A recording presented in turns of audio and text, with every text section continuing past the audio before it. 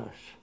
Par contre, il y a, à partir de ce moment-là, les relations étant de bonnes relations entre la Russie et l'Algérie, il y a incontestablement des passages, une ouverture, un lien, cette idée, si vous voulez, d'ouvrir en particulier les universités.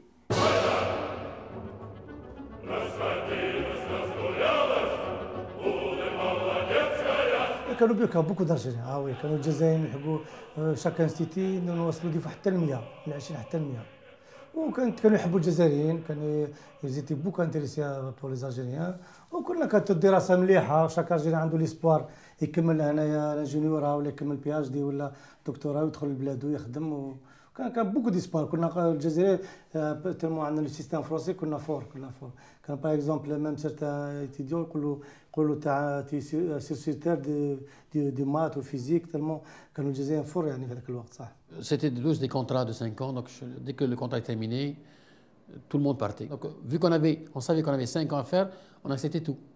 On acceptait le mode de vie, on acceptait la difficulté de la vie, tout ça, et on savait qu'on partait après.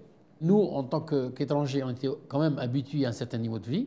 On ne pouvait pas se mettre au niveau de vie de 100 roubles, équivalent 100 dollars par mois. C'est impossible. Et en plus, le type d'émigrés algériens en Russie, c'est tous des hauts diplômés. Donc on ne peut pas être émigré de qualité et rester avec un salaire de... Je préfère revenir en Algérie avec mon salaire algérien. Je vivrai mieux que mon salaire ici. Dans le temps, je me dis, hein, pas maintenant.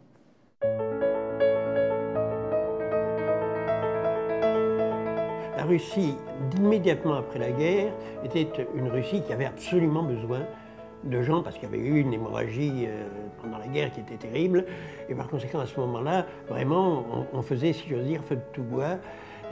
On faisait appel à des gens qui venaient de l'extérieur, et notamment des gens qui venaient des pays africains, mais ça a duré qu'un temps, en quelque sorte.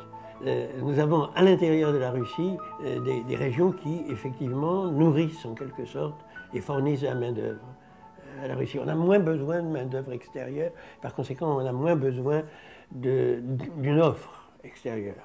Après, lorsqu'il y a eu l'effondrement de l'Union soviétique, le nombre d'étudiants a chuté vraiment d'une façon brutale, parce que les Algériens ne voulaient plus venir en Russie, parce qu'il y a cette bourse de coopération qui a disparu, ou bien que le nombre qui a diminué, et les Algériens préféraient plutôt les pays occidentaux, tels que le Canada, qui a une ouverture pour tout le monde. جاليتنا الجزائرية في هذا البلد وبعد انهيار الاتحاد السوفيتي تبقى لها التميز في عدد أفرادها أو ميولهم وتكوينهم وتفاعلهم داخل المجتمع الروسي، الشيء الذي أعطى نفسا جديدا في العلاقات الروسية الجزائرية مؤخرا رغم الضعف الملحوظ في التبادلات التجارية والتعاون الاقتصادي.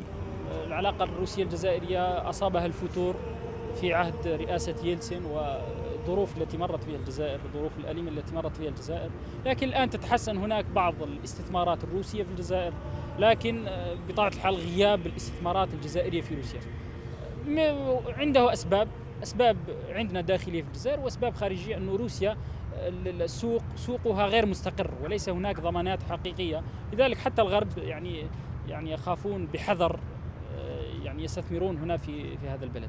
فيما يتعلق بالتعاون الاقتصادي والتبادلات التجارية للأسف هذا مستوى التعاون الاقتصادي مع روسيا بعيد على نوعية الحوار السياسي. إذا تحب يعني نعطي رقم يعني يبين هذا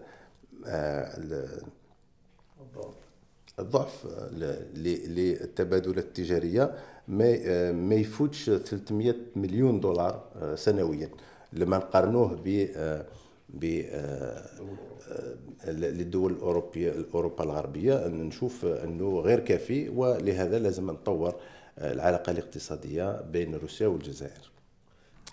هذه العلاقات من الضرورة ولا بد تعزيزها تطويرها إلى مستوى أعلى مما هو الآن.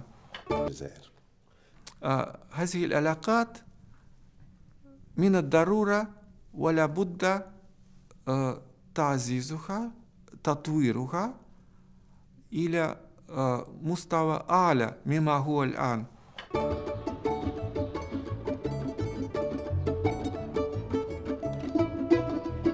وفي قلب العاصمة الروسية موسكو وبأكبر مطاعمها الشهيرة وأغلاها توجد عبقرية جزائرية فريدة من نوعها تتجسد في شخص ابن باب الواد كمال. Ça, c'est un dessert sous lico. Il est fait avec une coque de coco au chocolat, une crème fraise et avec des fraises en haut. Et une petite décoration. كل هذا العرض الجميل يعد في هذا المخبر لكمال الذي يبدأ عمله في الساعات الأولى من الصباح. هذه الحلويات تحضر هنا وتباع هنا للأجانب الشغوفين بهذه الحلوى اللذيذة والتي يجد فيها الروس مذاقا جزائريا خالصا في هذا المطعم الكبير.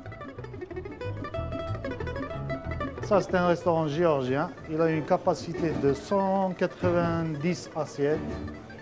Et il a été ouvert, c'est bientôt 6 ans. Toutes les choses ici, ils sont faits traditionnellement.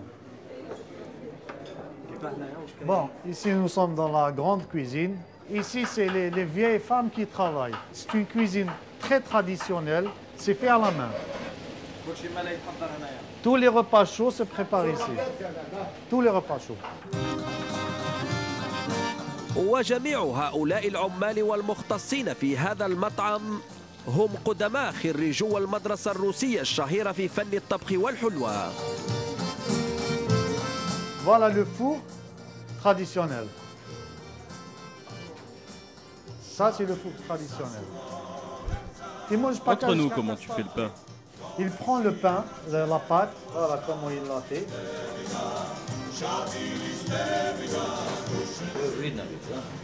C'est bon, mais là. Il la colle dans le four. وعن أسباب وجوده في هذا المطعم وروسيا يقول كمال: في الجزائر j'ai fait un magasin de pâtisserie. Il y avait une annonce sur le journal, un pâtissier pour Moscou. Après, j'ai téléphoné comme ça. Et dans les 3 jours qui suivent, je me suis retrouvé à Moscou. Pour moi, c'était une surprise. Parce que je ne m'y attendais pas à une telle rapidité. La première des choses qui j'étais à Moscou, j'avais le problème de langue. C'est rare de trouver des gens qui parlent en anglais ou en français, c'est rare. Où il y avait un froid terrible. Le premier jour, il faisait moins 30.